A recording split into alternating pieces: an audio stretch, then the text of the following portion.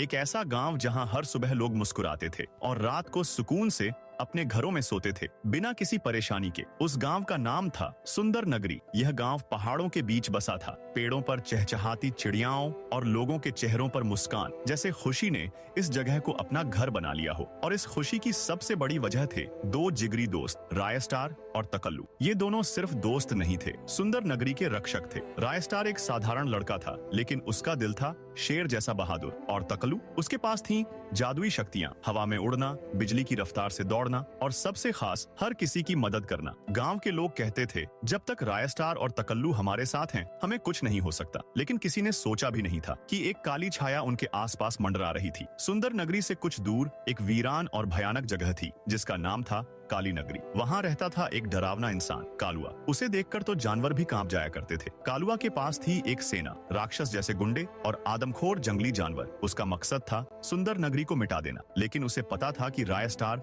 और तकल्लू को एक साथ हराना नामुमकिन है।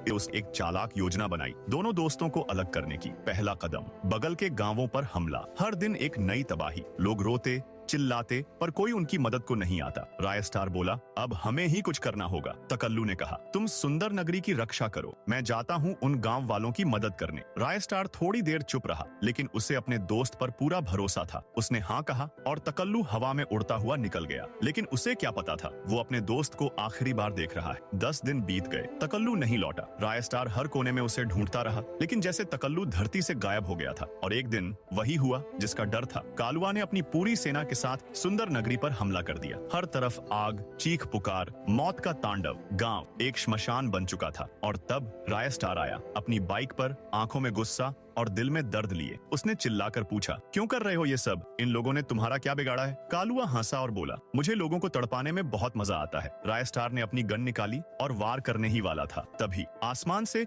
एक परछाई नीचे उतरी। वो और कोई नहीं, तकल्लू था। लेकिन ये वही तकल्लू नहीं था। उसकी आंखों में गुस्सा, हाथों में खून से सनी तलवार, चेहरा भयानक, जैसे उसकी रूह ही मर चुकी हो। रायस्टार ने हैरानी से पूछा, तकल्लू तुम ठीक हो? इतने दिन कहाँ थे? क्या हो गया तुम्हें? लेकिन तकल्लू चुप था। तभी कालुआ हंसते हुए बोला, ये तेरा दोस्त नहीं, अब ये मेरा सेनापति बन चुका है। रायस्टार के आंसू रुक नहीं पाए। मुझे याद है, तुमने कहा था मैं हमेशा तुम्हारे साथ हूं। लेकिन अपनी तलवार उठाई और सीधा रायस्टार के सिर पर जानलेवा हमला कर दिया। रायस्टार जमीन पर गिर पड़ा, बेहोश। रायस्टार का अपना ही दोस्त उसकी जान के पीछे क्यों पड़ गया?